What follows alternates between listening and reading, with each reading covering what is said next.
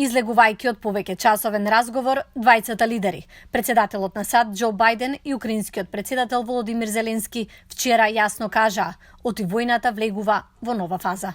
It's important for the American people and for the world. Важно за американскиот народ и за светот е да слушнат директно од вас, господине председателе, за борбата на Украина и за потребата да продолжиме да останеме заедно во 2023 година, рече Бајден.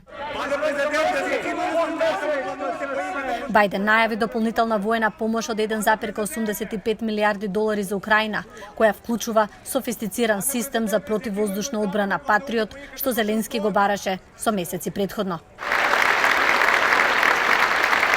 Зеленски вчера стана дел од долгата листа на светски лидери кои се обратиле во Конгресот, традиција која трае од 1874 година. Dear Americans, Почитувани американци, во сите сојузни држави, градови и заедници, сите оние кои ги ценат слободата и правдата исто толку силно како и ние украинците. Се надевам дека моите зборови на почит и благодарност отекнуваат во секое американско срце, рече Зеленски. Тој се заблагодари за двопартиската поддршка во Конгресот и побара повеќе помош, велејќи дека парите кои САД ги даваат за Украина не се милосрдие, туку инвестиција во глобалната безбедност и демократија. Зеленски рече дека Украина никогаш нема да се предаде и дека нема да има никакви компромиси во обидот да се стави крај на војната.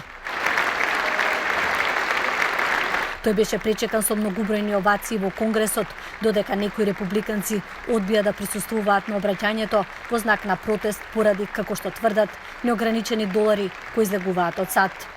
Зеленски му подари на Конгресот знаме кое војниците му го дале да им го донесе на американските законодавци, чии одлуки може да спасат милиони луѓе, рече тој.